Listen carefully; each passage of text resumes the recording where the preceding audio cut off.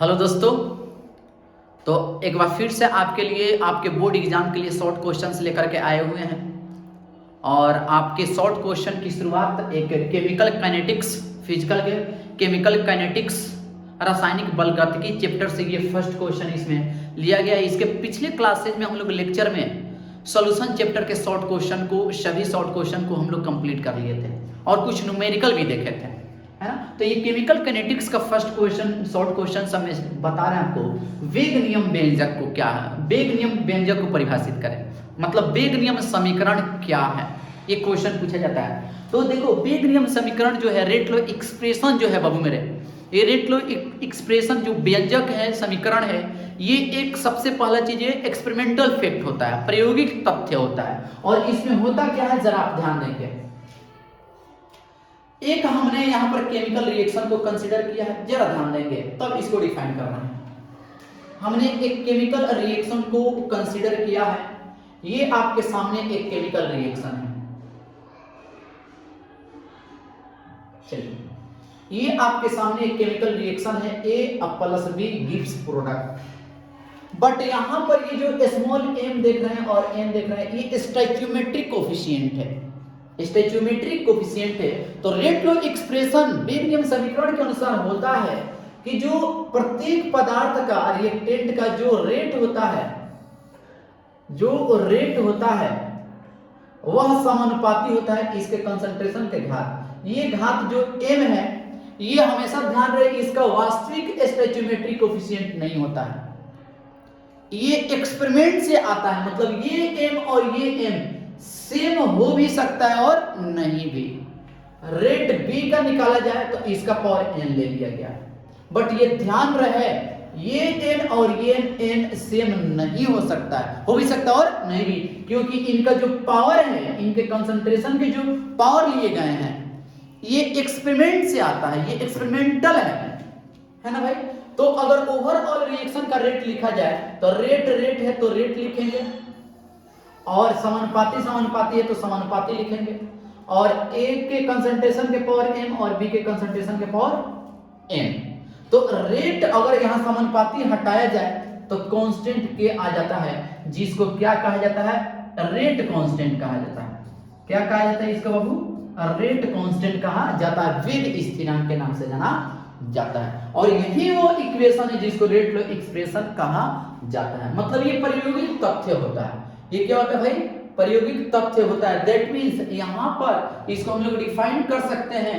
Rate law equation को कैसे define करेंगे, सबसे पहला चीज की वह प्रायोगिक संबंध या समीकरण जो वेग तथा अभिकारक की सांद्रता के बीच संबंध स्थापित करता है, उसे वेग नियम व्यंजक या समीकरण कहा जाता है ना। मतलब द एक्सपेरिमेंटल रिलेशन और equation which gives the relation between rate and concentration of reactant is called rate law expression.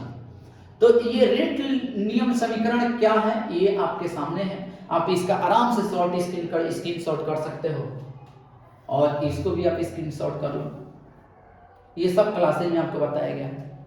चलिए अगला क्वेश्चन हम आगे बढ़ रहे हैं। अब अभिक्रिया की कोटि क्या है, आइए क्वेश्चन, अगला क्वेश्चन है भाई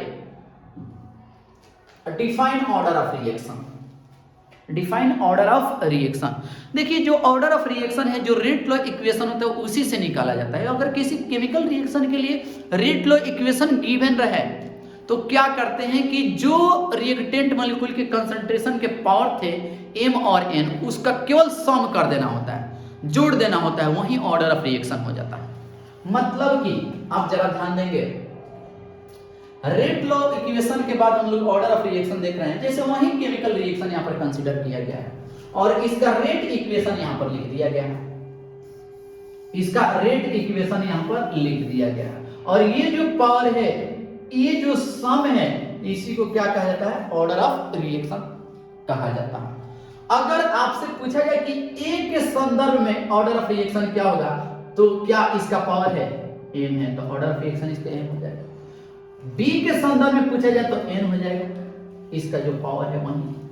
तो जब रेट लॉ इक्वेशन पहले से पता रहे तो हम लोग क्या करेंगे, उसके पावर को जोड़ देंगे तो वह क्या हो जाता है, ऑर्डर ऑफ रिएक्शन। मतलब ये एक सम है, दैट मीन्स इसको आप डिफाइन कर सकते हो कि वेग नियम समीकरण में सांद्रता पर उपस्थित पावर के योगफल को अभिक्रिया की कोटि कहते हैं।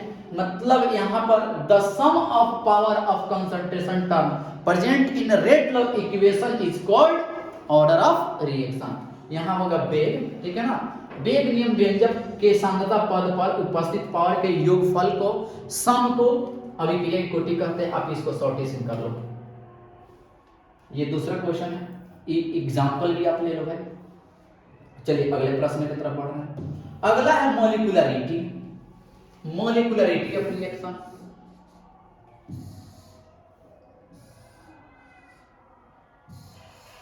देखिए मॉलिक्यूलरिटी ऑफ रिएक्शन क्या है। कोई केमिकल रिएक्शन हो रहा है, कोई भी केमिकल रिएक्शन हो रहा है, और केमिकल रिएक्शन में जितने रिएक्टेंट मॉलिक्यूल भाग लेते हैं, रिएक्शन में पार्टिसिपेट करते हैं, उन्हीं की संख्या को मॉलिक्यूलरिटी कहा जाता है। जैसे आप देखो बहू, एग्जाम्पल के थ्रू समझते हैं इस चीज को। जैसे एग्जाम्पल यहां पर लिया गया है कि 2H2 और 1O2 gives H2O, 2H2O। तो यहां पर H2 के 2 अणु है और O2 के 1 अणु है, तो कितने टोटल है? 3 है ना।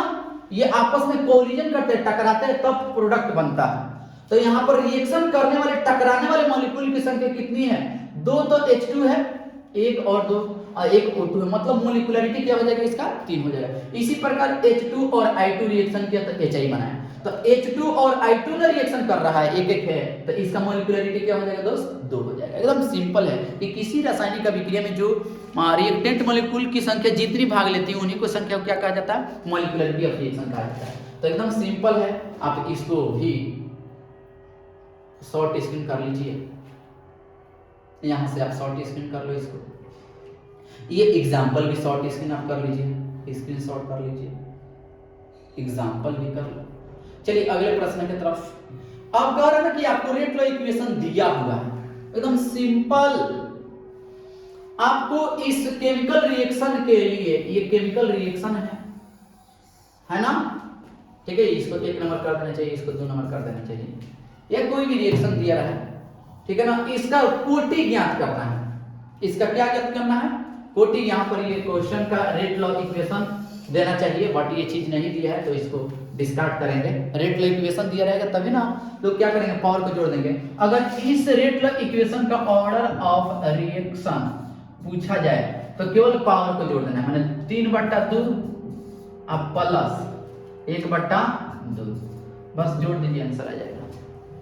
इसी प्रकार इसका ऑर्डर ऑफ रिएक्शन बताना है आपको, तो क्या हो जाएगा? 2 है 3 हो जाएगा, है ना, 2 है 3 हो जाएगा।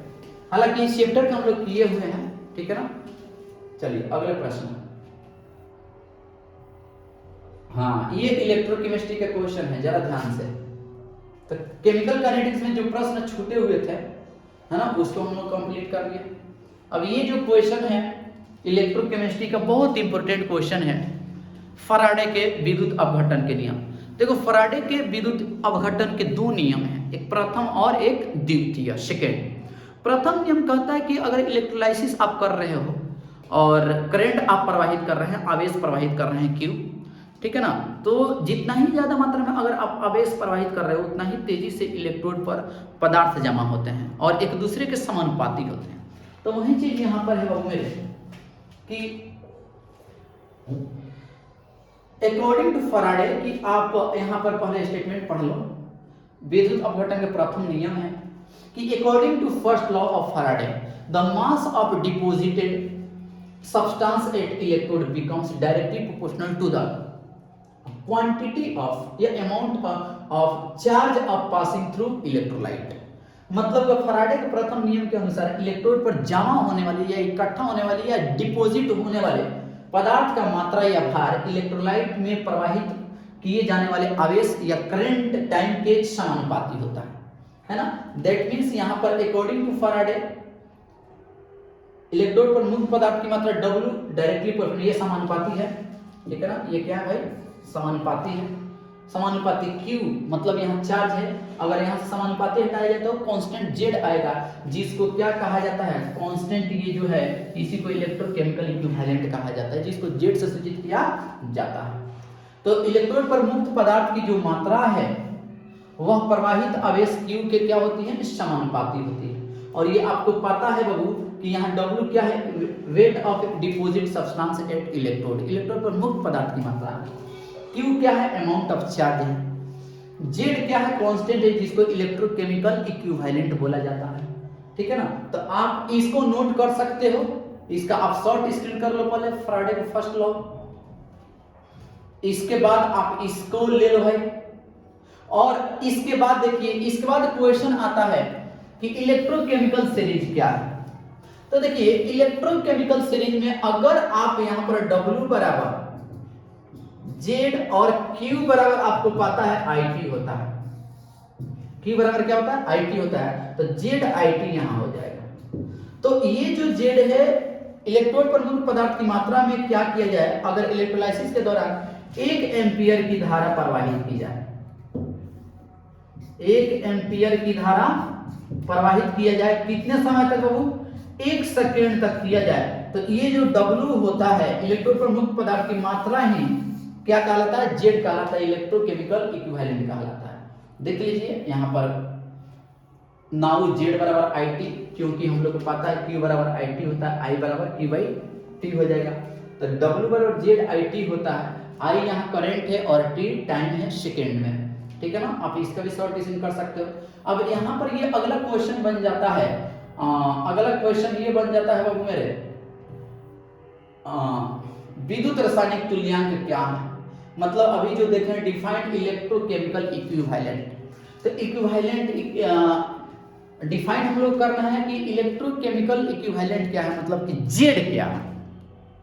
तो अपन के अभी देखे हैं कि W बराबर Z IT होता है, तो वही है किसी विद्युत अपघटन से 1 सेकंड के लिए 1 एम्पियर की धारा, विद्युत धारा प्रवाहित करने पर इलेक्ट्रोड पर जमा होने वाले पदार्थ का भार जो होता है वो विद्युत रासायनिक तुल्यांक ही कहलाता है। मतलब यहाँ इसको हम लोग Z से सूचित करते हैं, दैट मींस हम लोग जानते हैं W बराबर Z IT होता है, तो वेन I 1 एम्पियर करंट कर देना, 1 सेकंड तक प्रवाहित करना है, तो जो Z होगा वह W के बराबर होगा, माने W मुक्त पदार्थ की मात्रा ही अब क्या कहलाएगा, Z इलेक्ट्रोकेमिकल इक्विवेलेंट कहलाएगा, है ना। तो ये आप शॉर्ट स्क्रीन कर सकते हो, उपरोक्त में हम समझाएं आपको, आप इसका शॉर्ट स्क्रीन कर लो, अगेन इसका भी शॉर्ट स्क्रीन कर लो, ठीक है ना। अब फैराडे के सेकंड लॉ देख लीजिए, फैराडे के सेकंड लॉ देख लीजिए, second law of Faraday for electrolysis. इसमें क्या होता है, ये जो हम लोग प्रथम लॉ देखे थे, एक कंटेनर में इलेक्ट्रोलाइटिक सेल के लिए क्या था कि इलेक्ट्रोड पर मुक्त पदार्थ की मात्रा प्रवाहित आवेश के समानुपाती होता है, और इसमें क्या होता है कि यहाँ पर सीरीज लगा होता है, सेल का सीरीज लगा होता है, कॉम्बिनेशन होता है, और इसमें प्रत्येक जो सेल होते हैं समान धारा प्रवाहित किए जाते हैं, समान धारा प्रवाहित किया जाता है। तो इलेक्ट्रोड पर जो मुक्त पदार्थ की मात्रा जो होती है, प्रत्येक इलेक्ट्रोड पर मुक्त पदार्थ की मात्रा जो होती है उसके इक्विवेलेंट वेट के ही इक्वल होती है, अनुपात के इक्वल होती है। मतलब कि फैराडे के द्वितीय नियम के अनुसार जब श्रेणी क्रम में जुड़े गए कई इलेक्ट्रोड सेल के बीच समान वेग धारा प्रवाहित की जाती है, तब इलेक्ट्रोड पर जमा होने वाले प्रत्येक पदार्थ का भार उसी पदार्थ के रासायनिक समतुल्य भार मतलब इक्विवेलेंट वेट के समानुपाती होता है या उसके अनुपात के बराबर होता है, क्योंकि अगर समानुपाती होता है तो Z आएगा और रेशियो लीजिएगा तो Z कांस्टेंट क्या हो जाएगा, कट जाएगा, है ना। तो यहाँ पर सेकंड लॉ इंग्लिश में लिखा है, according to second law of Faraday when same amount of electricity is passed through many cells connected in a series then masses of deposit substance at electrode becomes directly proportional to its chemical equivalent weight, मतलब कि equivalent weight simple बोल सकते हैं, है ना। इतना आप short इसमें कर लो, इसका मैथमेटिकल एप्रोच समझाते हैं। अब देखिए यहाँ पर देखो सेल का सीरीज लगा हुआ, तो इन इलेक्ट्रोड पर मुक्त पदार्थ की मात्रा जो होती है इसी के इक्विवेलेंट वेट, ए मतलब इक्विवेलेंट वेट WA, ए भी इसमें पदार्थ है, और इलेक्ट्रोड पर मुक्त पदार्थ की मात्रा जो होती है इक्विवेलेंट वेट के समानुपाती होती है, इक्विवेलेंट वेट के क्या होती है, समानुपाती होती है। तो यहाँ पर W बराबर क्या लोगे, कांस्टेंट के आ जाएगा, समानुपाती हटेगा तो EA और फिर के, अगर रेशियो लेते हैं तो ये चीज कैंसिल आउट हो जाएगी, इतना शॉर्ट इसलिए कर सकते हो आप। आप इसको शॉर्ट स्क्रीन कर सकते हो। हाँ, तो रेशियो लीजिएगा तो के कट जाएगा, तो इसका जो इलेक्ट्रोड पर मुक्त पदार्थ की मात्रा का जो रेशियो होगा, दोनों इलेक्ट्रोड पर मुक्त पदार्थ की मात्रा का जो रेशियो होगा उसी के इक्विवेलेंट वेट के रेशियो के इक्वल होगा, है ना। मतलब इसको आप यहाँ तक नोट कर सकते हो, शॉर्टेशन कर सकते हो, या इसी को आप क्रॉस करके इसको इधर भेज करके इस रूप में लिख सकते हैं। और वैसे ही सी और डी के लिए भी आप आराम से ये बहुत सारे सेल जोड़ दिए जाए तो आप ऐसे मान के चले जाओगे सी डी डी, फिर जो भी है जे कुछ भी आप आगे सीरीज सेल में लिए हो तो आगे बढ़ा सकते हैं। शॉर्टेशन कर लीजिए। देखिए अगला तो ये कर लिया अपन। आज ये लॉर्ड सेतु साल्ट ब्रिज के बारे में। साल्ट ब्रिज क्या है?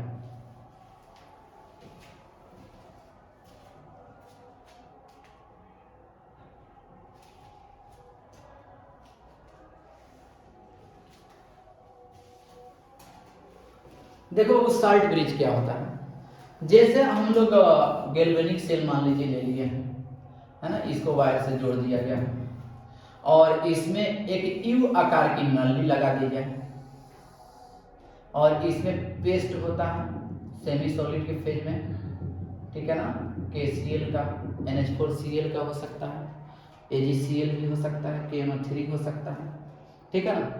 तो यही उल्टा यू आकार की जो नली होती है इसी को क्या कहा जाता है? साल्ट ब्रिज कहा जाता है। समझिए जरा। लॉर्ड सेतु को परिभाषित करें तथा इसके उपयोग को लिखें।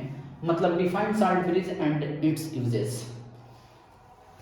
वह उल्टा यू नली जिसमें KCl या K2CO3 या NH4Cl या KNO3 के जिलेटिन या अगर जेली से बना अर्ध ठोस पेस्ट उपस्थित होता है उसे लॉर्ड सेतु कहा जाता है।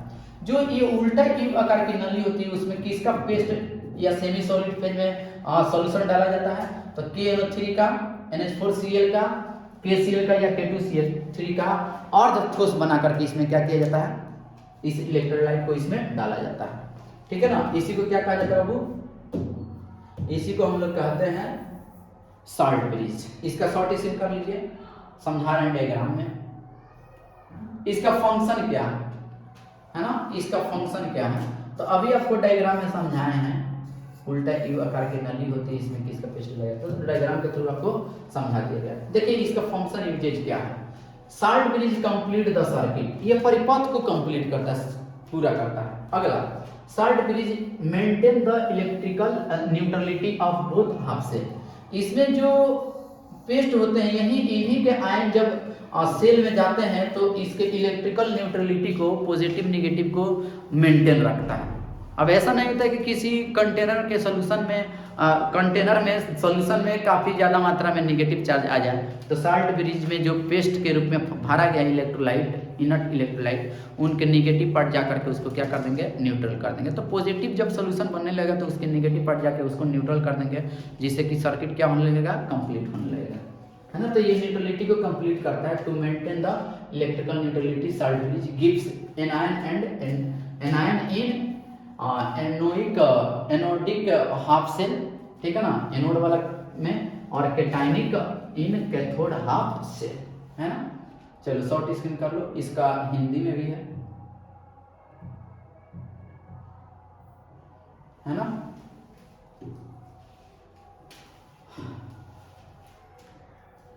चलिए अब इसको हिंदी में भी आप देख लो।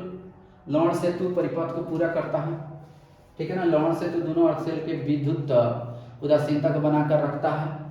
विद्युत उदासीनता को बनाकर रखने के लिए लॉर्ड सेतु जो एनोड होता है उधर की तरफ एनायन जाते हैं और जो कैथोड होता है उधर कैटायन जाते हैं, है ना। अब अगला क्वेश्चन, इलेक्ट्रोड विभव क्या है? डिफाइन इलेक्ट्रोड विभव। देख लीजिए,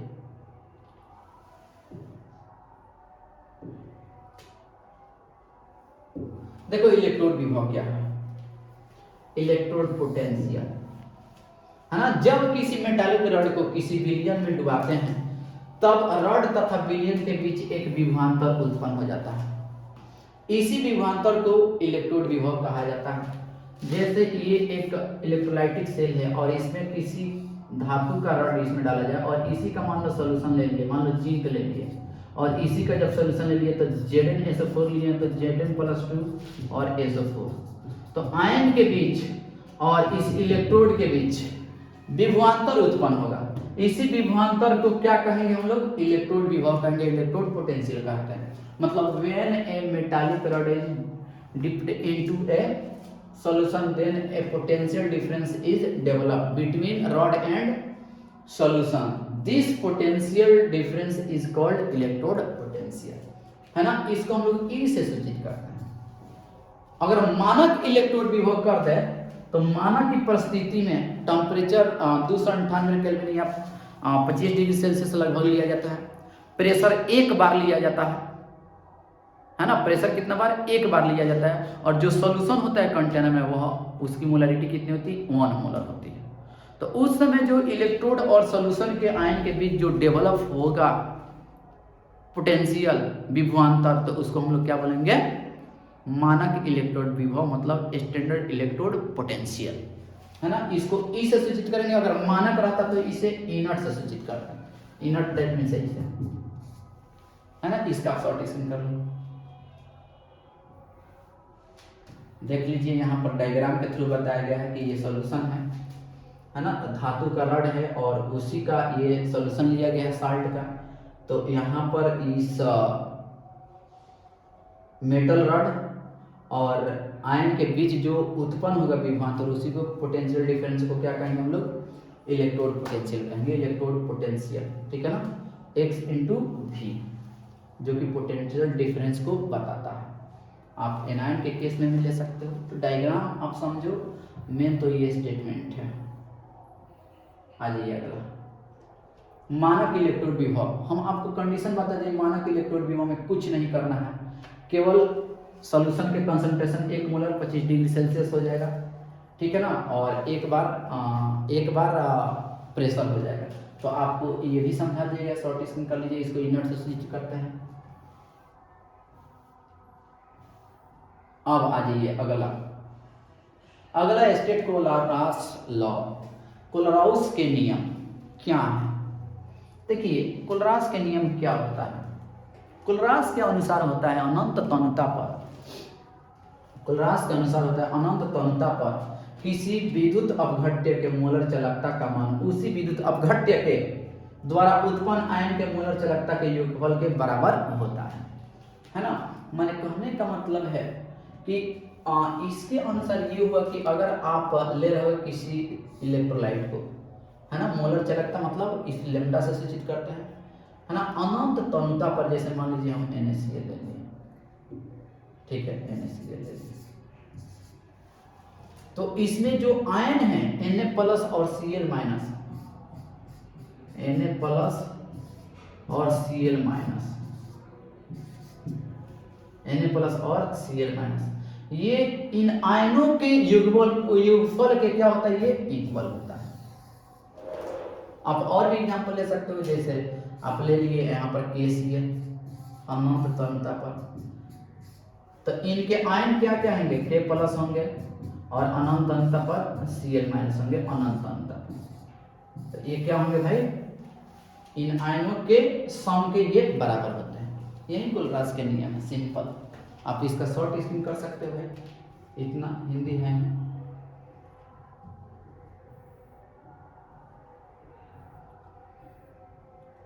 अब आ जाइए अगला है प्रतिरोध तथा सुचालक को परिभाषित करें।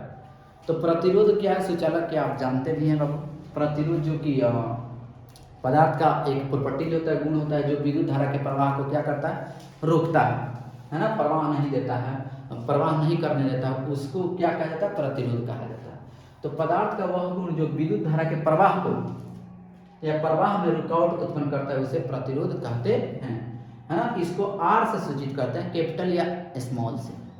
इसे R या के द्वारा सूचित करते हैं, हमेशा ध्यान रहे।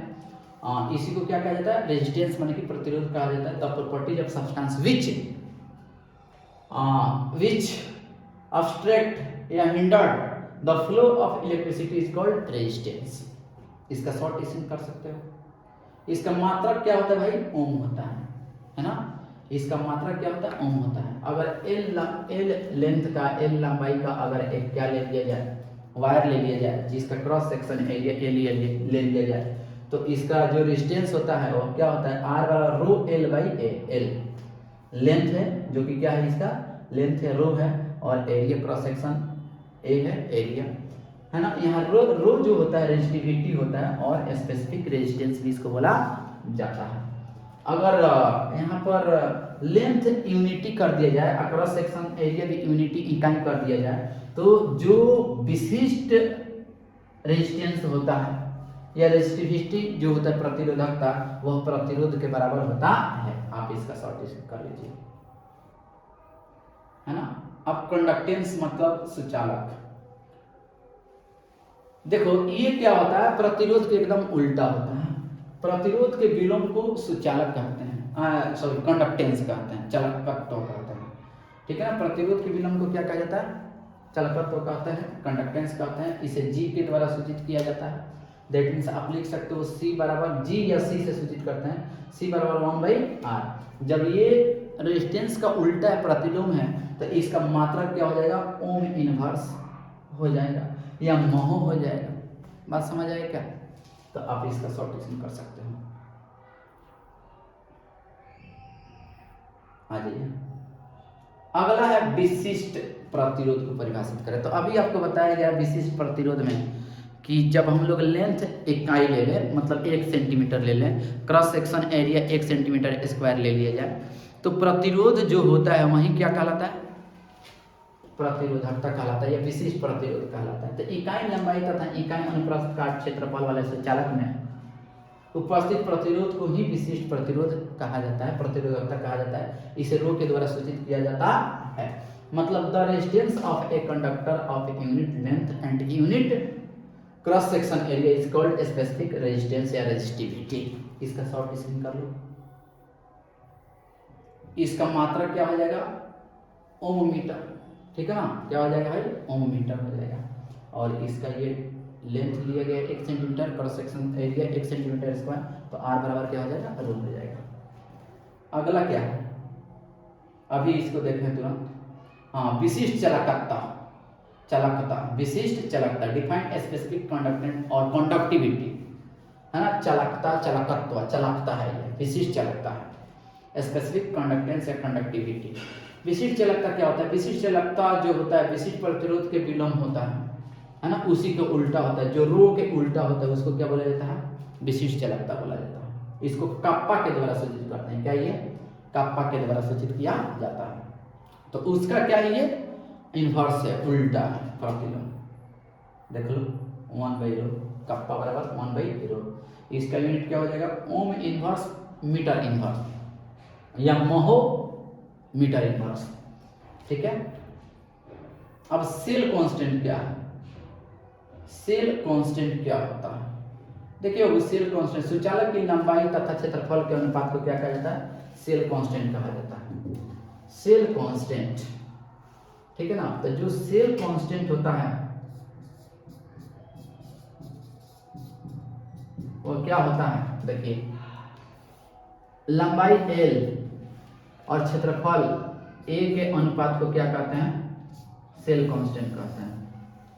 सेल कांस्टेंट कहा जाता है, एकदम सिंपल है, छोटा छोटा डेफिनेशन है।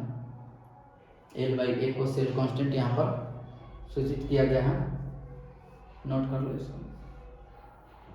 अब आ जाइए, प्राथमिक सेल से आप क्या समझते हैं, प्राइमरी सेल।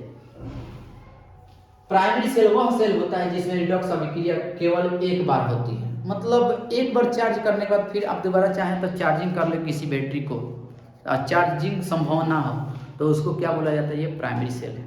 और जिसका पुनः चार्जिंग संभव हो, यूज करने के बाद फिर चार्जिंग कर लिया जाए तो उसको सेकेंडरी सेल बोला जाता है, द्वितीयक सेल। जैसे आप घड़ी का बैटरी ले लो, जो दीवाल वाल वॉच है, घड़ी है, पेंसिल बैटरी है, उसको एक बार यूज करने के बाद फिर दोबारा हम लोग उसको यूज नहीं करते हैं, मतलब उसको चार्जिंग नहीं कर सकते हैं दोबारा, तो वो क्या है, प्राइमरी सेल है। लेकिन आप मोबाइल बैटरी देख लो, लिथियम कैडमियम बैटरी देख लो, है ना, तो इसको चार्जिंग पुनः कर लेते हैं हम लोग यूज करने के बाद, तो ये द्वितीयक सेल होते हैं। देखिए वही चीज है कि the cell in which redox reaction occurs only one it means the cell which can not be recharge is called primary cell. वो सेल जो जिसमें रिडॉक्स अभिक्रिया केवल एक बार होती हो तथा जिसे रिचार्ज नहीं किया जा सकता है उसे प्राइमरी सेल कहते हैं। जैसे ड्राई सेल या इसी को लैक्लांचे सेल कहा जाता है। मरकरी सेल, इसका शॉर्ट इसमें करिए। अब द्वितीयक सेल मतलब कि the cell in which redox reaction occurs again, माने दोबारा, and again, it means the cell which can be recharge is called secondary cell. वह सेल जिसमें रिडॉक्स अभिक्रिया बार बार होती हो तथा जिसे रिचार्ज नहीं किया जा सकता हो, है ना। यहाँ रिचार्ज किया जा सकता हो, वहां नहीं किया जा सकता, यहाँ मिस्टेक से यहाँ पर आ गया, ठीक है ना, किया जा सकता है, उसे द्वितीयक सेल कहा जाता है ना। जैसे lead storage cell, nickel cadmium cell, तो द्वितीयक सेल है, आप इसको शॉर्ट इसमें करो। मतलब रिडॉक्स केमिस्ट्री का भी रिडॉक्स बोल रहे हैं, इलेक्ट्रोकेमिस्ट्री का भी शॉर्ट क्वेश्चन हम लोग कवर कर लिए इसमें, और आपका कुछ क्वेश्चंस हम कराए हैं केमिकल काइनेटिक्स का, है ना। तो इसके अगले मतलब हम लोग redox solution chapter, chemical kinetics और इलेक्ट्रोकेमिस्ट्री के जो शॉर्ट क्वेश्चंस होते हैं उसको हम लोग कवर कर रहे हैं। अब इसके बाद वाला चैप्टर हम लेंगे सॉलिड स्टेट का सब्जेक्टिव क्वेश्चन, शॉर्ट क्वेश्चन, ताकि फिजिकल से निपटारा हो जाए, उसके बाद फिर ऑब्जेक्टिव कराने के बाद फिर ऑर्गेनिक या इनऑर्गेनिक को देखा जाएगा, है ना। चलिए, धन्यवाद।